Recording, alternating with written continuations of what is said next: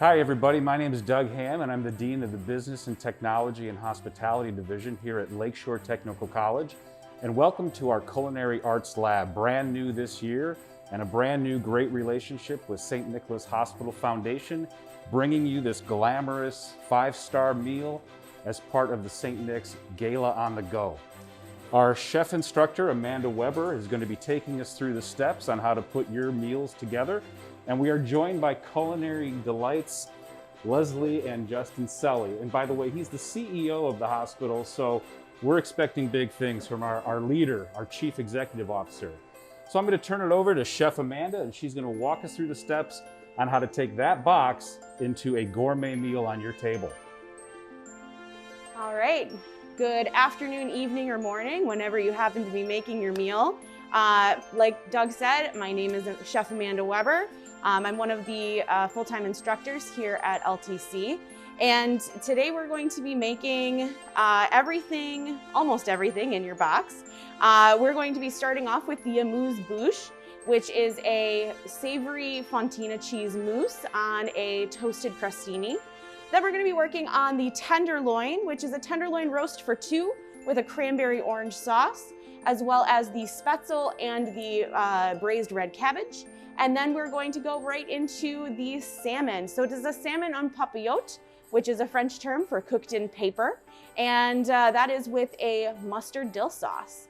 So we're going to be creating all of those dishes for you so you can see how those are supposed to be presented and how my students created that menu for you. So thank you so much for being here. I'm gonna get right into making our amuse-bouche because we're hungry, we wanna eat something. And that's what an amuse-bouche is. It's the first bite to a meal. And we are going to start by cutting our baguette.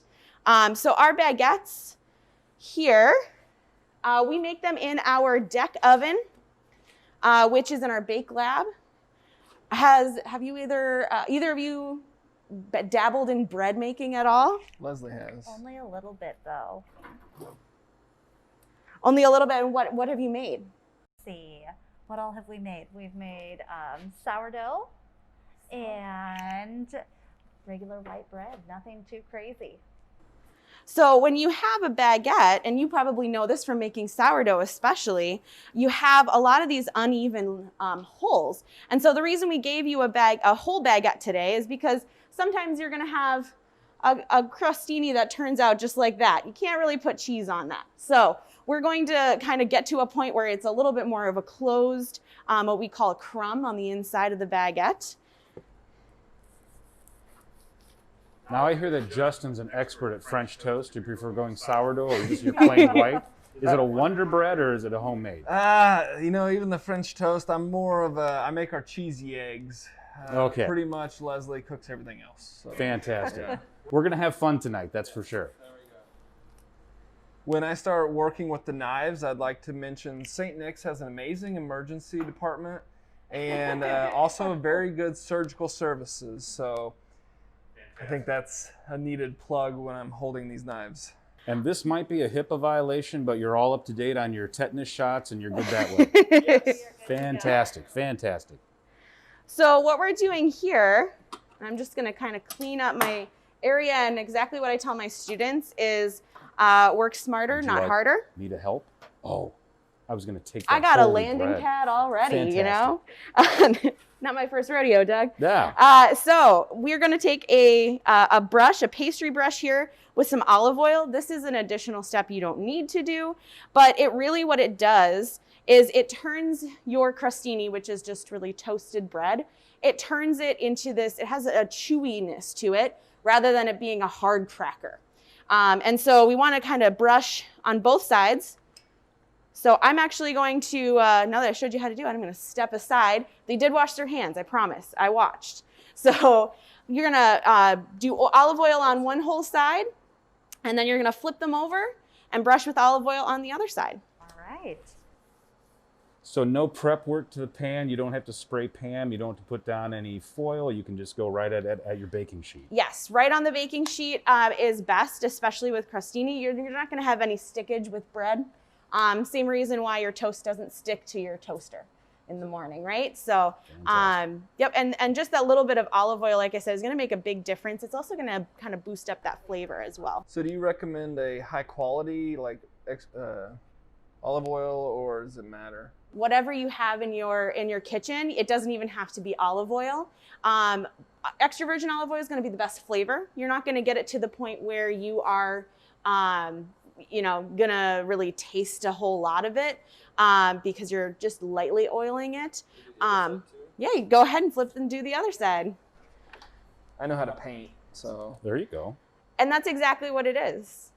So this isn't the olive oil that's left after a lot of old fashions have been made and the olives that you've used, the residual juice. This is, you're going actually to the store with the media oil. So you're thinking of brine. So when you get a jar of olives, it's actually in a salt brine. Olive oil is when you take the fruit of the olive tree when it's fresh, before it goes into, and you smash it. Yeah. So it would just be like a fruit, like if you would juice a fruit, right? Yeah. Justin is not sharing his entire culinary background. Right? He's got some. He knows some definitely stuff. got some chops over here. He knows some stuff. So we're gonna throw this into the oven, and it's gonna go at about 450 degrees and about 10-ish minutes. And that high heat is really going to give you that really nice golden brown. And then just be careful you don't drip out oil on the bottom of your oven, otherwise you're going to have a lot of smoke at that temperature. So just be careful. So while we wait for our crostini, I'm going to tell you a little bit about this mousse and what's in it. So my students created this recipe, and this is a fontina cheese from Sartori. And they actually donated all of the fontina to this event, which was very wonderful. Thank you, Sartori. Yes. Appreciate Thank you very much. And so we utilized their beautiful cheese. We shredded it. We mixed it with cream cheese, a little bit of heavy cream, as well as some fresh herbs. So there's tarragon, parsley, and then some fresh garlic in there as well. So it's really nice. It's a really nice garlicky, herby spread that's going to go straight onto our warm crostinis. It's going to melt slightly and have that temperature difference as well as that textural difference. And it's just a really nice way to kind of start out your meal and also start cooking, because you need some fuel to really keep going on this meal. So while we wait for our crostini, I'm going to actually start the preparation for our tenderloin. And so I'm going to start by chopping herbs, and I've got 4 different herbs here. And since this is a school, I'm going to quiz if Justin, Leslie, or Doug can tell me what herbs I have on my cutting board here. Leslie knows them. Rosemary, sage. Let's see. I need to smell that one. Is that thyme? It is thyme. And curly parsley? Yes. All right. Wow. I 4 for love 4. it. You see, the guys didn't even jump in on that one, but. Fantastic. I mean, if she would have been struggling, I'd have come in. Okay. Back up. Yeah. I've seen some of that growing in my yard. I don't think it's really a herb though. I wouldn't trust it in your yard, but we've got, like Leslie said, we have rosemary, which we're going to cut these, and we're going to chop all of these herbs, these fresh herbs, to roll our tenderloin in before we roast it. And the reason we want to chop these really fine is because these look like what you find on your Christmas tree every year. So we do not want to get whole leaves of rosemary because once they roast, they especially get very pointy, and we don't want that to stab anybody's mouth. So we're going to chop these really fine, and first we're going to have to pick them. And I'm going to have someone come over. I'm going to ask for a volunteer to start helping me pick the other herbs here. And so we're going to pick just about enough for a tablespoon. So you can put the rosemary kind of up there. And so it's 1 tablespoon of each of these herbs. Perfect. And then the thyme, so rosemary and sage, very easy to pick those leaves off because they're a little bit bigger. When you have the thyme, very small leaves, I just kind of strip the stem of the thyme, and then anything that kind of pulls off at the top is actually edible, especially when we're going to cook it, because it's just so tender right at the top of the stem there. So that's all right to go ahead and chop. You don't have to pick all the tiny little leaves off the top. And again, we're just gonna do about a tablespoon of each. The parsley is actually not gonna go because it's a little bit, these are what we would call hardy herbs. This is what we would call a tender herb. These tender herbs, the parsley is actually gonna be the topper and garnish for our spätzle, which is one of the sides to this meal. So again, we're just gonna pick off enough for about a tablespoon.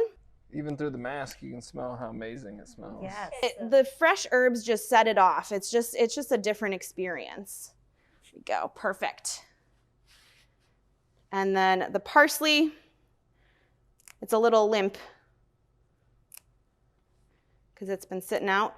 But again, when you have these tender herbs like parsley, cilantro, basil, you can utilize all of the stems, especially at the top where it's thinner. And that's because it's more tender right near that leaf. All right. Now we get to have some fun. Anybody wanna hold a knife? Justin, was that what you wanted to learn how to do today? Yeah. Some All knife right. skills. So I'm going to show you how we teach our students how to hold knives. And there is a way. This is a 10-inch chef's knife. And it's very, very sharp, so be careful. But you really want a sharp knife every single time you're going into the kitchen. And this is because, you know, that emergency department you were talking about, they're going to have an easier time stitching anything back together that was cut with a sharp knife. Well, that's good. So you just want to use a sharp knife because it's also, you have less of a chance of cutting yourself because your knife's not going to slip. It's going to go exactly where you want it to. And that's the reason why we hold it this way. And so I've got a little bit of smaller hands than you, but we hold it in the same way no matter the size of the hand. So you're always going to put your pointer finger, whether you're left-handed or right-handed, on one side of the knife. And then you're going to put your thumb kind of like you're pinching the fingers together. The other 3 fingers are going to go right around that handle. And then you're always going to keep your fingertips up or curled under with your hand that's holding the ingredients. So if you're on top of your knife, like you're going to be doing with the herbs, your fingertips always want to be curved up because obviously we don't want anything going underneath. And then if you are holding, say, I'm cutting that orange, I'm going to hold it just like this. We call that the bear claw because we don't want any fingertips out like this. All right. So if you want to practice, I do usually have my students do a couple practice chops, and that rocking motion is why the chef's knife is curved. And so that will help us to not bruise our herbs. It'll help us actually cut through very quickly. All right. Now he's got to do it for the world to see now. That's right. Just kind of like this? Yeah, exactly. So it's a little bit more comfortable. So you'll see, I'll show you on this knife. A lot of people were taught and always kind of did the finger on top. So 2 things with the finger on top of the blade. You can slip down, go underneath the knife. The other thing is that my wrist is at a very sharp angle. It's very uncomfortable. When it's here, it's much more relaxed. And so you're going to have a lot less fatigue on your wrist that way as well. All right, so what you're going to do is you can take and chop both of these and just keep them in their separate piles, and you can just have at it, right? Practice all you want. These ones I'll show you a special way that we kind of cut those.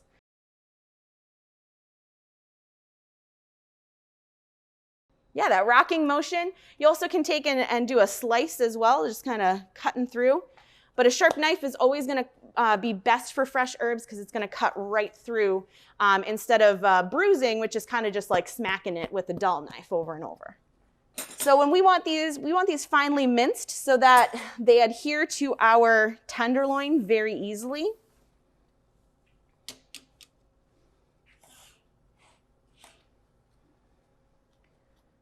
This is producing some really good results here. Yeah. This is impressive. That looks perfect.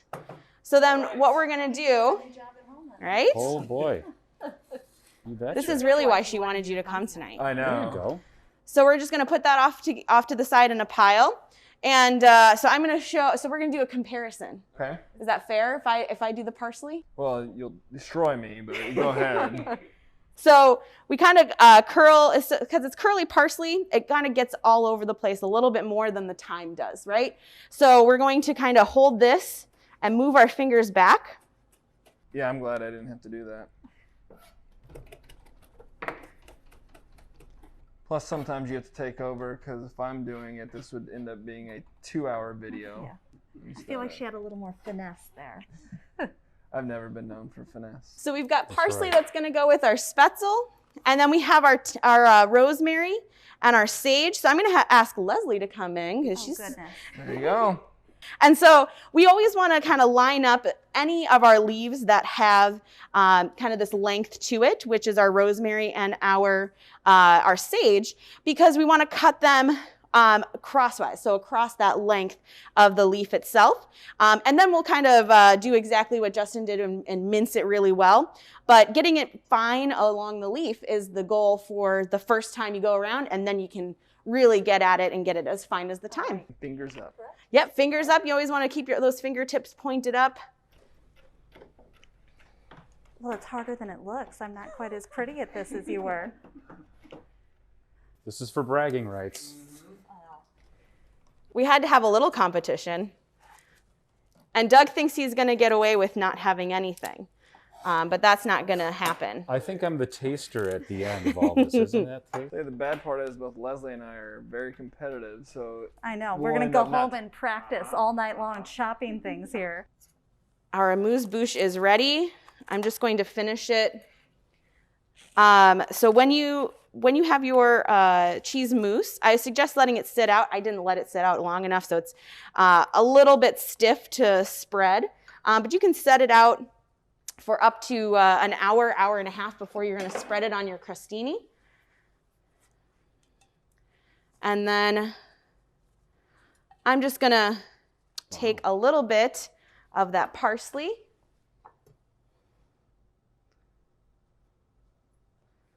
Right on top. I was like, it looks great. And those are our amuse-bouche. And I'm going to have you guys taste them. I've been waiting. So far, how's your handiwork? This is outstanding. That's really good. Fantastic. Yeah. All right. Well, while you are enjoying the amuse-bouche, I am going to get our tenderloin ready. So I have just about a tablespoon of butter and equal amount, about a tablespoon of Dijon mustard. And the butter is softened so that we can mix together with our Dijon and create a really nice flavorful rub. And is it better to let the meat sit out first a little bit or just to right out of the fridge?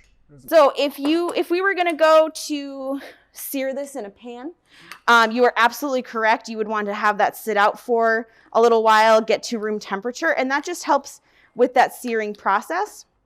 And then it also helps so that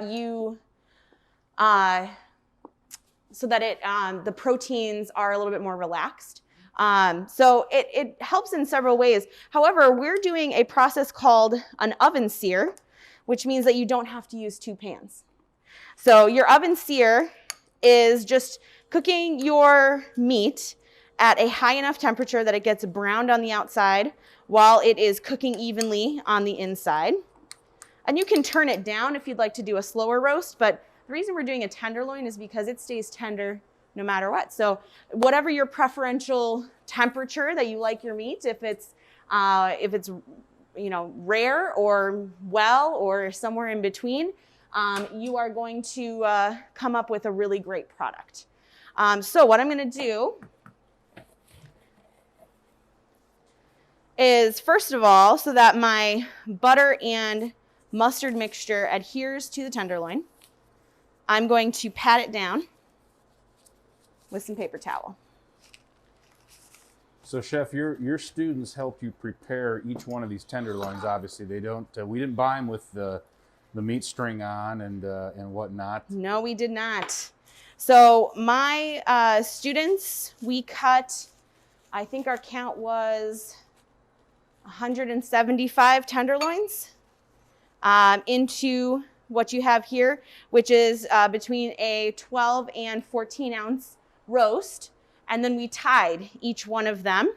So you can see their beautiful handiwork here. So it's trimmed, tied so that it roasts evenly. And they did that as part of their instruction. And I had some of them tell me they never want to see a tenderloin again, but I said, now you know how exactly to cut and trim a tenderloin. So we're really just rubbing on this butter and mustard mixture, because then we're going to roll it into our herbs, and then we're going to season it. Actually, I'm going to season it before I roll it. So you can do the seasoning. You can season it before you put the butter and mustard on. You can season it after you have that on. I just would suggest doing it before the herbs. And I'm making a mess, but isn't that part of the fun in the kitchen? But do it before the herbs, because otherwise it won't stick very well. Now I noticed you had plastic gloves on. If I don't have plastic gloves at home, is there a different technique with bare hands, clean bare hands, to do the rub that you're doing now? Or just wash your hands in between Just after go you're done touching the raw meat.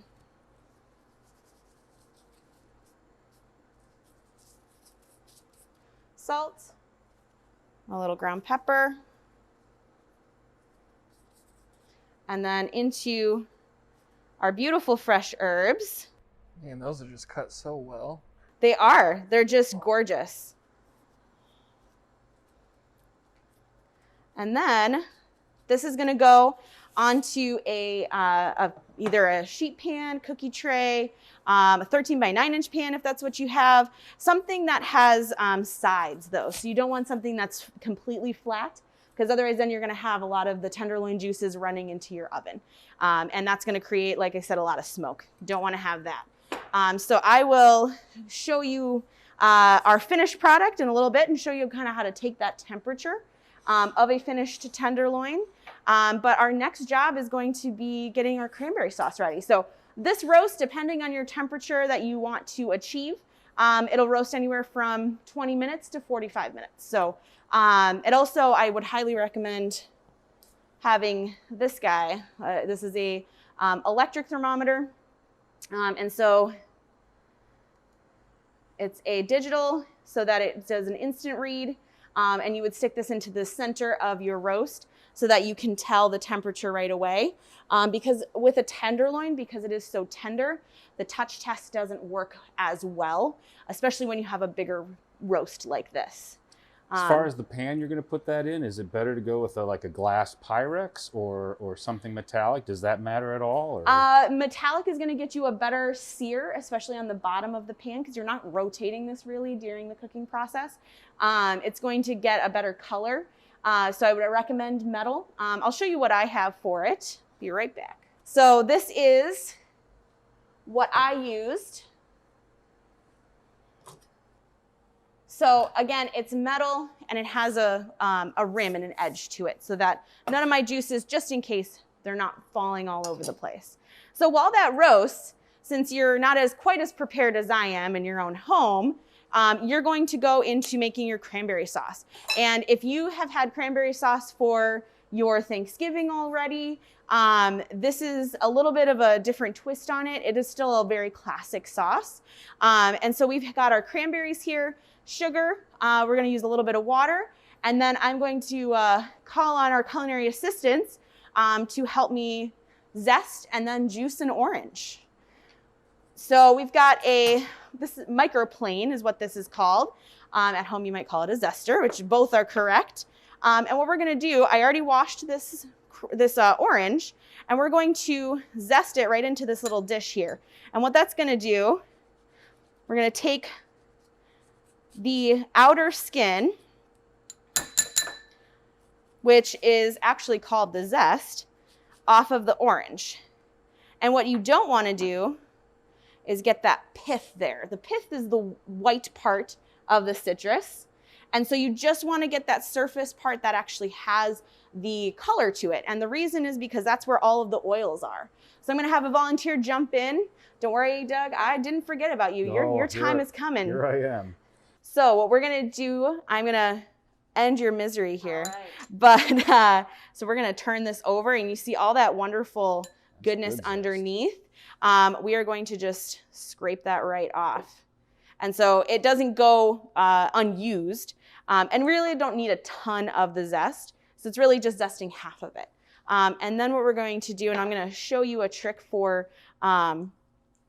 cutting your, or juicing your orange. If you juice it by hand, same thing with a lemon, and you're actually going to juice it into your hand. Obviously you want a clean hand, and you're going to juice it into your hand because if there's any seeds, you can catch it right in your hand.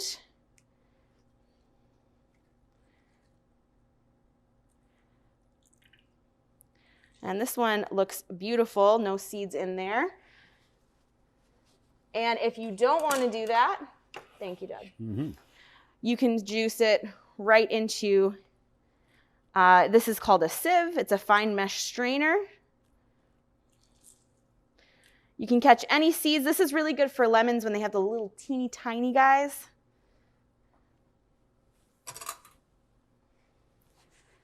All right, so we've got our juice. And this is the most simple sauce ever, so I'm going to give this to Doug. I'm going to give you some verbal instructions. Sure, absolutely. So you are going to take your cranberries and put those in that little pan right there. All of them? All of them. Alrighty. So it's 2 cups of cranberries.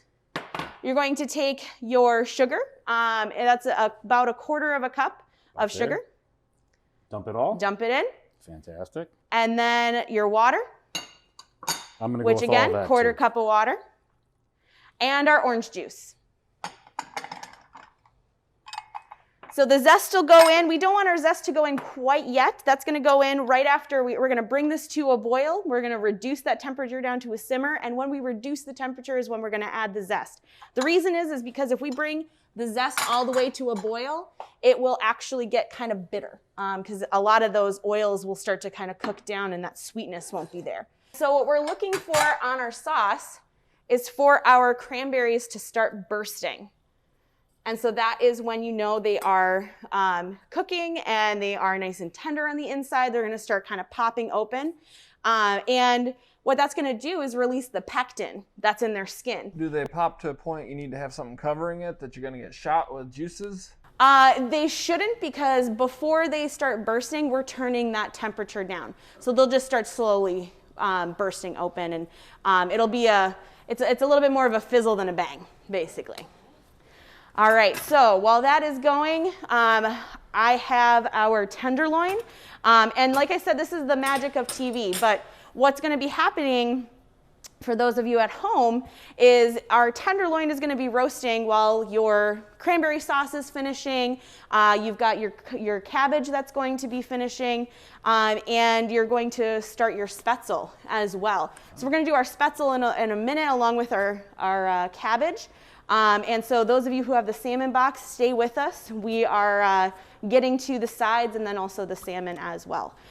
So we are going to start kind of talking about how to check temperature on the tenderloin. And like I said, you really want to have an instant read, a digital thermometer, because these are the most handy. They don't leave big puncture wounds. You're not ripping open your chicken breast on the grill, right? As I'm sure everyone has done. I've done it because I've forgotten this or it broke or what have you. And so you always want to have a digital thermometer is the best way to check. What you can do, and what we do teach our students as in a pinch, you can always do the hand test. And so you have a tester right here for raw meat or cooked meat. When you have undercooked raw piece of meat or rare as well, it's your hand relaxed, and we're going to be testing this part of our hand. Rare, medium well, and then completely well done. All right? Shoe leather, we call that, right? To each their own. I have never been a believer in you can't have it how you want it, right? It's you're the one eating the food, not me. All right, so our cranberry sauce is to a boil, and you can already see some of our cranberries starting to pop in there. It's not going to burst at you, I promise. It's like, don't look, don't look. Justin takes a step back. So it's already starting to burst, so we are going to turn this down. It was at a medium-high heat, and now I'm turning it down to a lower heat. And we have all of our beautiful orange zest that Leslie zested. And all of our cranberries, like I said, half of them are already starting to burst.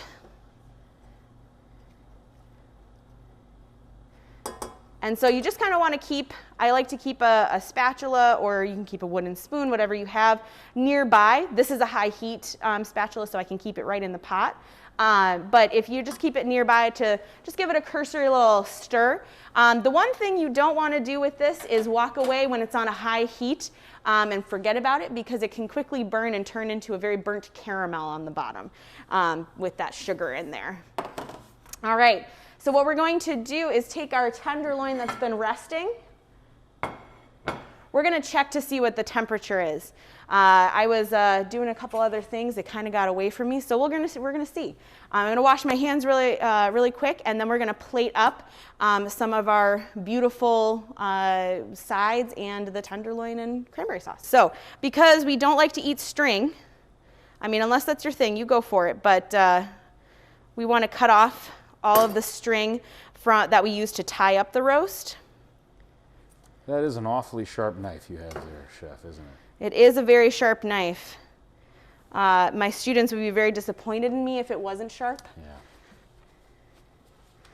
Yeah. So you can use two different knives. So I have here, this is my 10-inch chef's knife, or I have a slicing knife. And the slicing knife has these little divots in the side of it, and that is so that there's an air gap to release. If you've ever had, where you've tried to cut something like butter or anything else where it's kind of stuck to the side of your knife and you had to kind of peel that off, that's what these divots in a slicing knife prevent. Before I cut into that, I'm going to just want to watch. That's why it's good to cook with other people in the kitchen, so that they can take over a couple jobs for you. And I'm going to cut this down. Oh, that's beautiful. I'm cutting it on a bias, which is just giving it a little bit more surface area, because you did a lot of hard work, and the meat is very pretty. You want to show off your hard work here.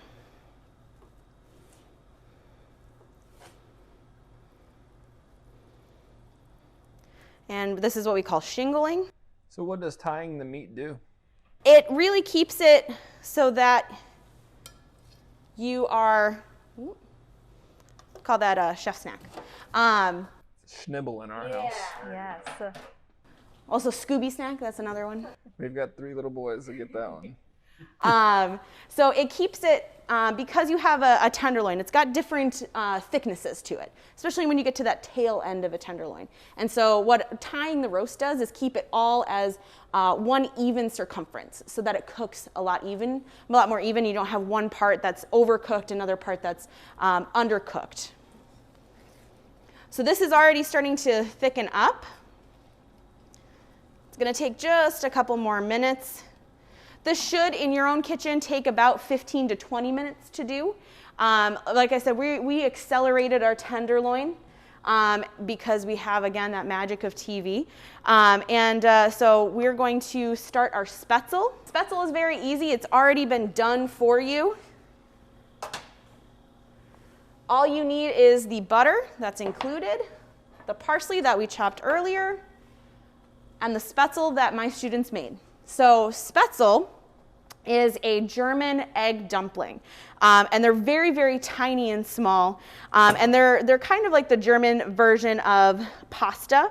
And so you can see that when you kind of take these clumps apart a little bit, because they do clump up when they cool, they're these little tiny dumplings. And so what we do is we make this beautiful egg dumpling batter, and we drop it through a kind of like a big wide hold sieve.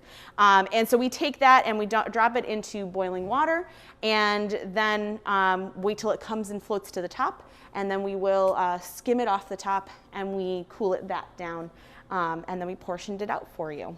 So we got a little bit more time here, so I'm going to actually take this to the back burner, and I'm going to take just 2 pats of butter. It's about 2 to 3 tablespoons of butter, but please feel free to use as much butter as you want, because this is Wisconsin, right? All right. So we're going to add some of our spätzle in here. And all we're going to do is keep it on a medium heat. So I'm going to let you guys kind of watch over that, give you a wooden spoon. And now traditionally, and if you're feeling brave, you can crisp your spetzel. Of course, I'm going to add a little bit more butter to it. Of course. So do you stir consistently then? You can stir consistently. You can leave it go a little bit. It'll start to kind of crisp up on some of the edges if you leave it to sit a little bit. It's really your preference. If you want that nice, soft dumpling experience. How do you like your spetzel? Slightly. Slightly. Right, you definitely want to ask the wife how she wants it. I can see, though, how Justin is an expert at cheesy eggs. It looks very much almost like a scrambled egg over there. I There know. we go. Yep. So all you're doing, we don't have to do any cooking to it, right? It's already fully cooked, and all you're doing is kind of warming it. And adding, I'll add a little bit of salt. You can add a little fresh cracked pepper if you like. But we are going to top it with our parsley that we cut. Beautiful. So I'm going to do the pan toss here. And you can see you got a little bit of color on some of them, which is gorgeous. Yep. I would always recommend a non-stick pan if you have one. If you don't, it's not a deal breaker. But if you do want some of those crispy edges, a non-stick pan is always best, just so that you have that extra assurance that it's not going to stick to your pan. All right. Wonderful job, Justin. So we're going to take this back. I plated up our cabbage, and then you can go ahead and put that right in the sink there. And I plated up our cabbage. We have our tenderloin here. I'm just going to take our nice, beautiful, warm spetzel, or spätzle, as my grandmother used to say it. That always sounded like she had a mouthful of gummy bears when she used to say it. As much as you feel fit is good for a serving. A little bit of our parsley. And then we have our beautiful finished cranberry sauce. You can see how it's really firmed up and created this nice thick sauce. And how we know that it's really nice and thick, we call it nappe. And that means it coats the back of a spoon. It also leaves a trail when you run either a spoon or a spatula through it. And so I'm just going to grab another one of my spoons, big spoons here. And this is your preference if you'd like to serve this on the side. I like it right on top. I think it's a very beautiful presentation. Now this is a lot of beef. It's actually, this would be enough for two. And that is your plate for Gala on the go. That's beautiful. It does. It looks delicious. Okay, so those of you who have the salmon box, thank you for sticking around through the tenderloin. But now it is your turn. And so we are going to show you how to do your salmon en papillote. So salmon en papillote is our French method here. It means that it's cooked in paper. And what that means, we're not taking a piece of copy paper off of your printer. You have in your box this big sheet of parchment paper. And so I'm going to show you a folding technique. And I'm also going to challenge my fellow chefs tonight to fold, and we're going to have a little bit of a race to see who can fold. The sellers are competitive, I hear. They've admitted that. I really want to see you. You are representing LTC here, Doug. Come All right, on. I'll step up my game. All right, so before we get to that, we need to do a little bit of what we call mise en place, which means everything in its place. And that's what we start off with. That first line item, that first step in your recipe is called prep. And that's what we did with our tenderloin, and that's the same thing we're going to do with our salmon. And we're going to start by taking our dill, and we're going to pick the leaves of our dill. Now, dill is one of those tender herbs, and so we're going to pick off just all these little tiny tender leaves off the stem. We're going to leave a couple of them whole because they're going to go into our salmon en papillote. What we are trimming here and mincing really finely is actually going to go into our sauce. So we have a lemon dill salmon that's going to be cooked in the paper, and then we have our sauce that is a mustard dill cream sauce. That's So would going to you go say over the about top. half of your dill is going to be saved for the paper, and Yes. half for your? Absolutely. So we've got half of the dill is going to go with some sliced lemon, and the other half is going to get diced here, or chopped, minced, however you would like to call it. And it doesn't take a lot with dill. They're very fine leaves to begin with. All right, put that off to the side. Next, we have to take our lemon. So I washed and dried this already, and we are going to take half of the lemon. We're going to slice very thin. I'm going to take the, we call this the butt of the lemon, and that is because it doesn't have any segments in it. No juice comes out of there. It's mostly that white pith that is very, very bitter. So we want to put that off to the side. Next, we're going to thinly slice our lemon here. You can pick out any of the seeds. In the thinly sliced lemons, the seeds don't matter as much because they're just going to be going underneath. They're just more of a nuisance for getting a nice thin slice. See, I'm hitting a couple seeds there, so it impedes that nice thin slicing. So I need about between 4 and 6 slices. I'm going to go with 5. That's my magic number. And then I'm going to juice the other part of it. And so I'm actually going to take a fork. And I don't have, actually I'm not. Because I don't have my, my strainer, which is what I would typically do because this has a lot of seeds in it. So I'm actually going to juice this right into my hand so I can catch those seeds.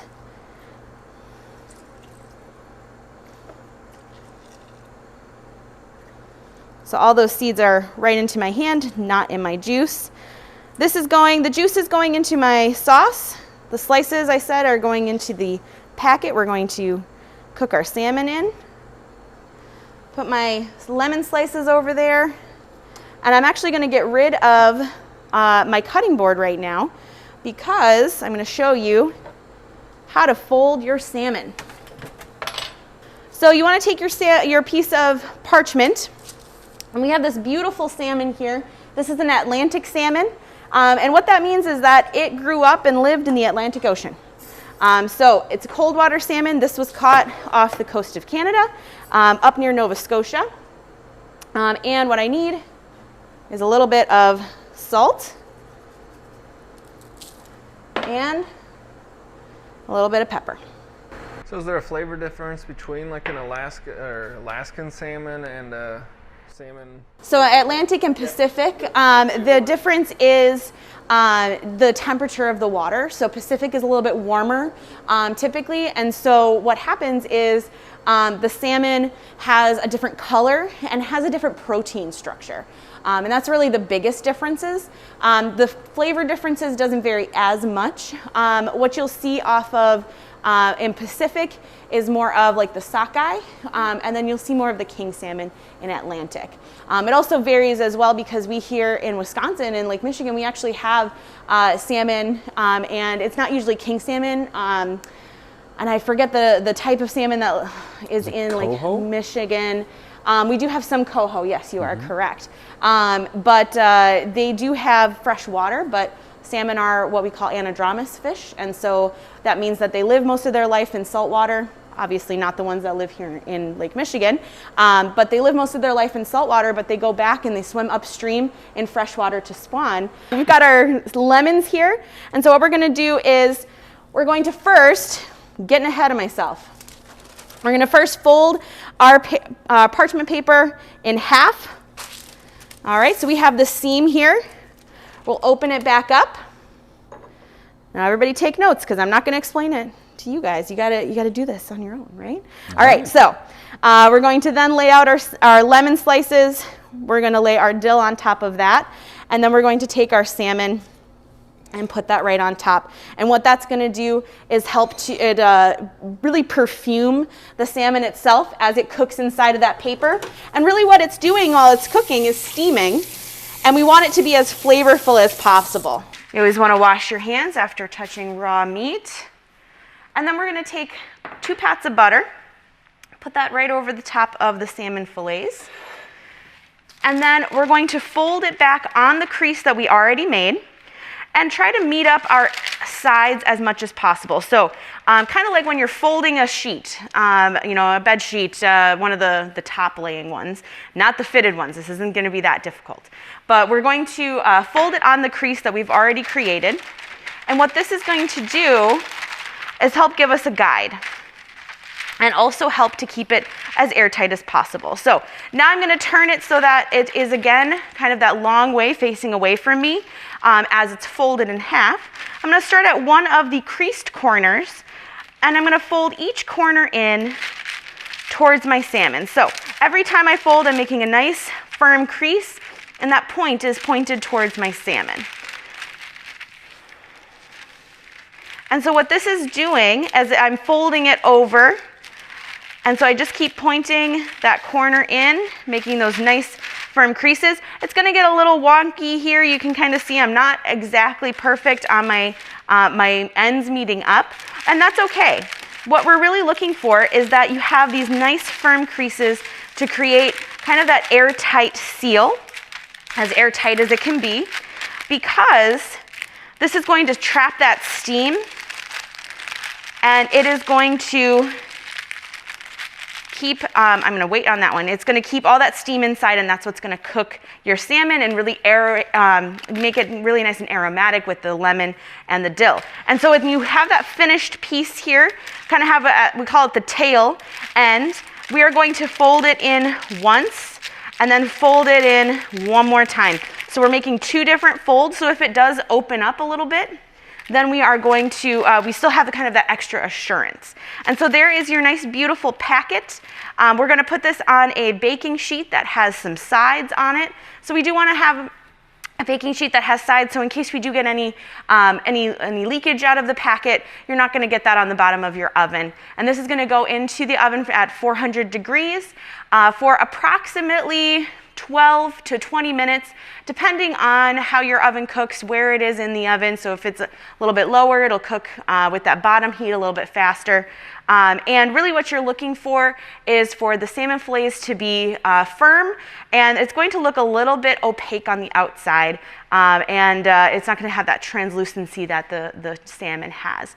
Then we're going to take that out, and in the meantime, while that's in the oven, we'll make our dill sauce. It'll be perfect timing. And you guys are going to take what you learned from my folding demonstration, and you're going to fold the towel like it's the salmon. All right? Terrible at wrapping presents. It doesn't have to look pretty. Oh, Right. Yeah, it just has to be, and this is a technique that it's going to look pretty anyways. But it's gonna be like wrapping presents. I'm gonna need a sack. all right. Just some tissue paper. So, first one to finish and get checked out by me gets the first bite of the plate of salmon. Oh my. All right. That's innocent. Ready, set, go. Oh, first you gotta put the stuff under the fish. You guys didn't do that. Where's my lemon slice?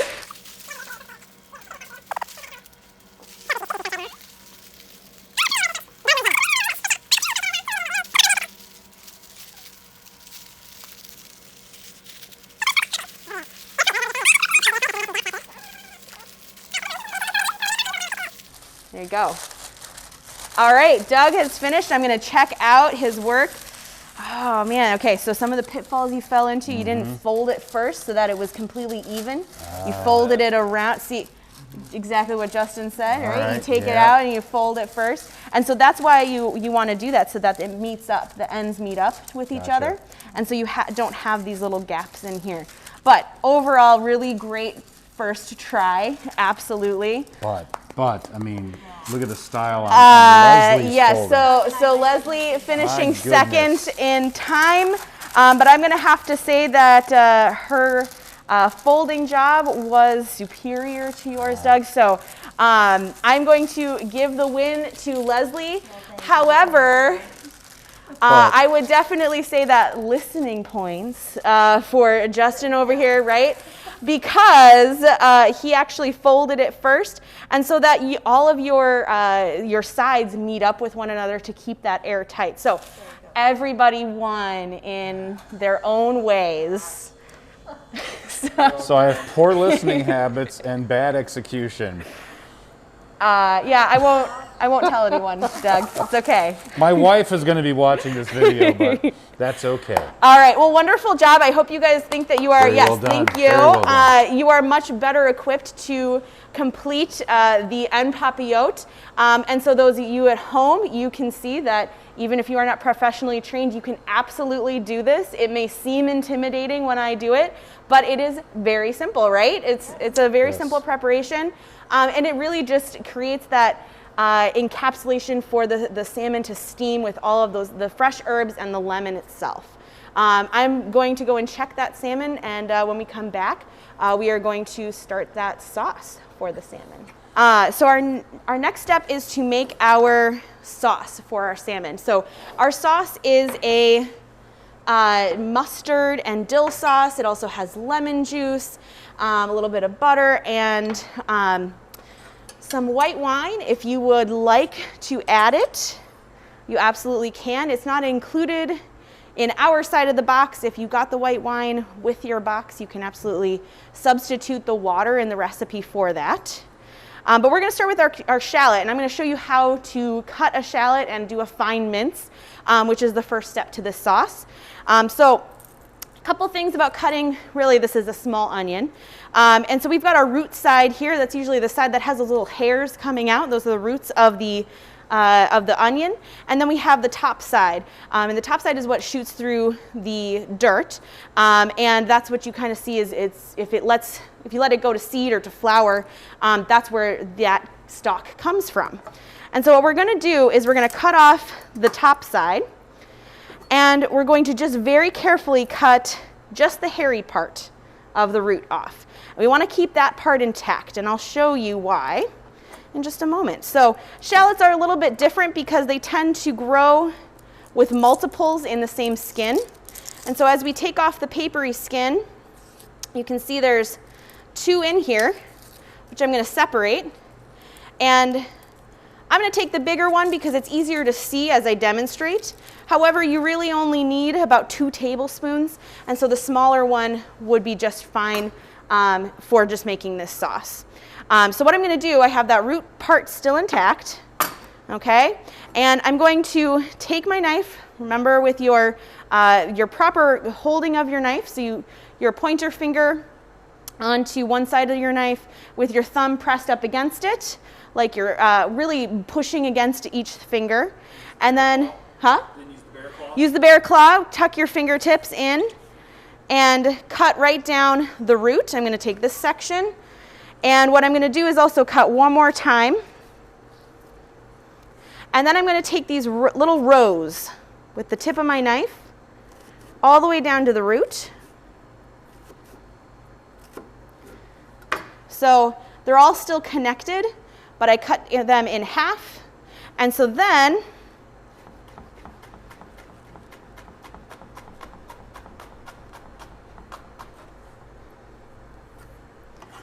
finely minced shallot.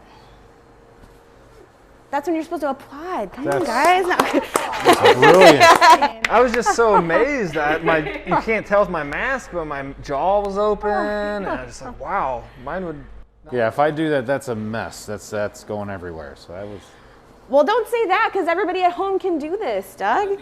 Oh yeah, now that we know the secret. So now that you have your finely minced shallot, and now if you don't use my method, it's okay. If you're afraid to cut your fingers, don't worry about it. I'll show you another way to cut. This is how we cut here. We teach our students how to slice, and you have a lot of practice when you come here. But one way that you can do it that might be a little bit safer for you at home is to cut what I call rainbows. And then you cut the rainbows, okay? And that's another way to really get your minced shallot, right?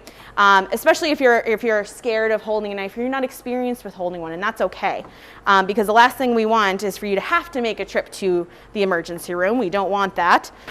But if you do, feel free to go to HSHS St. Nicholas Hospital. They're gonna take great care of you if you do. So what we're gonna do is we just melted a little bit of butter in our pan. And we're going to add our shallot. And what we're doing right now is called sweating. okay? It's a lower heat cooking.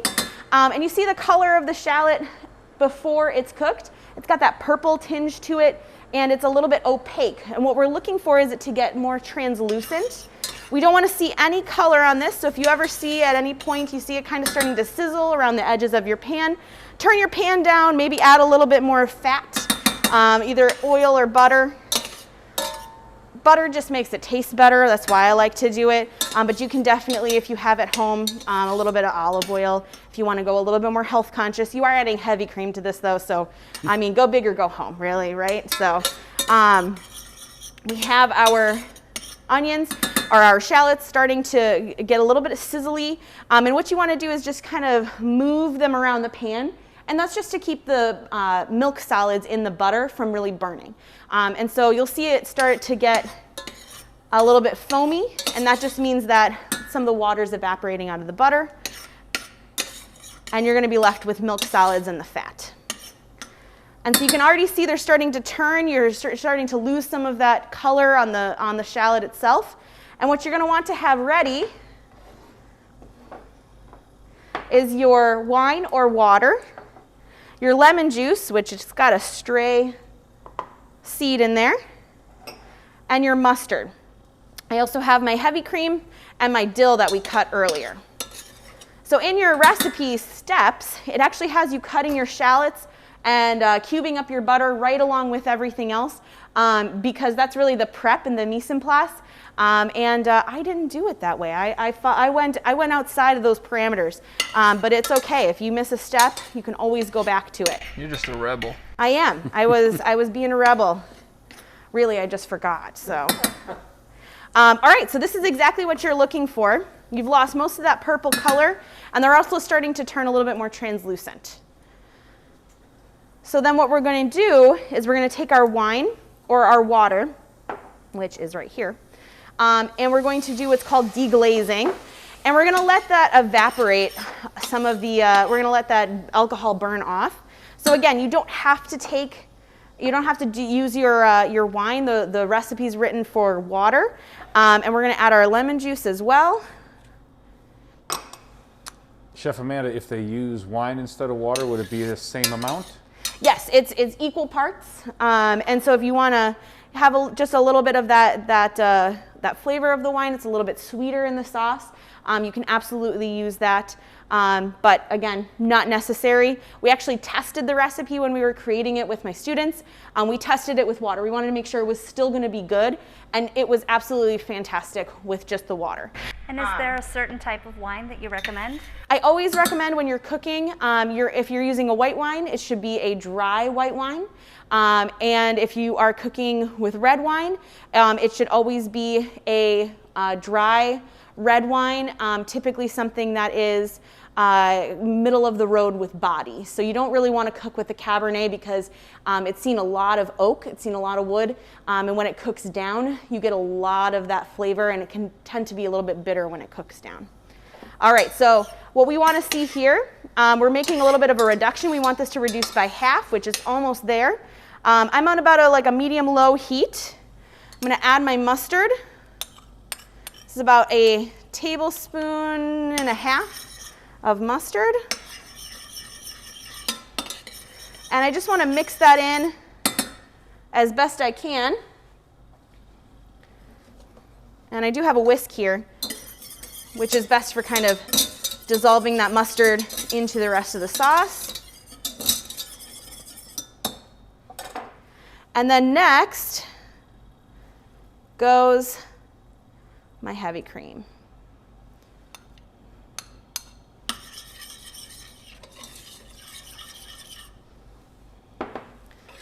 And as you first pour this in, you want to agitate it so it doesn't break. And really what that means is that it could potentially separate, the fats in the liquid could separate out. And so that's really what a whisk is really good for. And what we want to see is this to reduce. Again, we want it to reduce by about half the volume that's in your pan. You can use something a little bit smaller, and it won't have as much surface area. This is going to reduce faster because it has more of that surface area. If you use a smaller pan, it's going to take a little bit longer. And so we want to see some bubbles, but you don't want this to be so aggressive. This should not be on high heat because we would be in risk of scalding our cream. And we really don't want to do that. So we're going to start to see little bubbles around the bottom. We've got our dill here to finish up. And as we wait for that, we're going to go get our salmon. Here is our beautiful salmon packet. It gets this kind of gorgeous cream color to the parchment itself, gets a little color. And we're just going to use some tongs because it'll be firm enough to pick up. It won't just fall apart and flake. All right, so we have a good bubble in our sauce. So we're almost there with our sauce. It's still a little bit too liquidy, so you can kind of see how it falls off the spoon. It's still a little too liquidy, and so we want to reduce even more. And what we are looking for is a thicker consistency, something that really sticks to the spoon and falls off in a very, I like to call it a gracious stream, right? So more of a loose caramel. This is the point where I'd usually just bring out the box of cornstarch and just thicken her up, right? Well, what you're losing with the cornstarch, and that's a good point though, what you're losing with the cornstarch is that reduction of flavor. And so when you let your sauces reduce, you're actually concentrating the flavor itself. And so it's a really great technique to learn, like patience. It's a really great technique to learn, Doug. Kind of my folding mechanism there at work, right? So we're almost there. Still going to let it bubble a little bit more. And remember, this is only for 2 portions. So it may seem like I just don't have enough, but really it's to drape over the top of the salmon itself. So we have our beautiful spätzle that our students have made.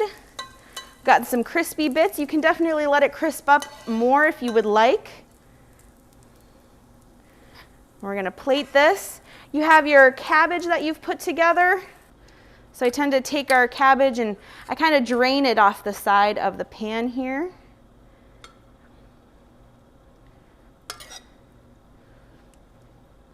And this is our cabbage stewed with apples, a little bit of apple cider vinegar, some sugar. Oh, beautiful. So this is exactly what we want. So this is the consistency we want. So you see how it has changed that consistency. It's more of a much thicker liquid itself. And so this is going to go right over the top. I want to taste my sauce because we haven't used any salt yet.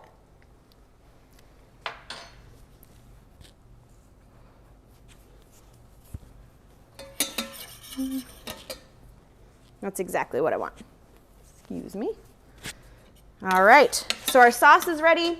Our sides are on our plate. You guys ready for the reveal? Yes. Oh, yeah. So here is our salmon. It looks beautiful.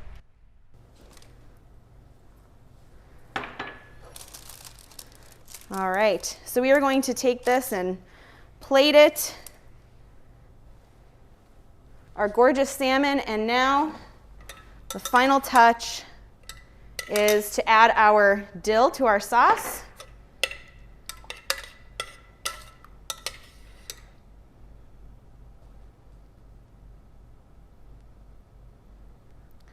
Right over the top. Wow. And there you have our spätzle with red cabbage, salmon with a mustard dill sauce. Thank you very much for joining us in our culinary lab here at Lakeshore Technical College. Well, actually, we didn't talk about the wild mushroom soup, which is fantastic, so enjoy that. Also, thank you very much to Destination Kohler and the Kitchens of Kohler for the Linzer cookie that finished off your meal tonight. We really appreciate our partners at Kohler Company. And so on behalf of Lakeshore Technical College and our Culinary Arts program, we wish you all a wonderful St. Nick's Day and a Gala on the go. Hopefully we'll see you again in our kitchens.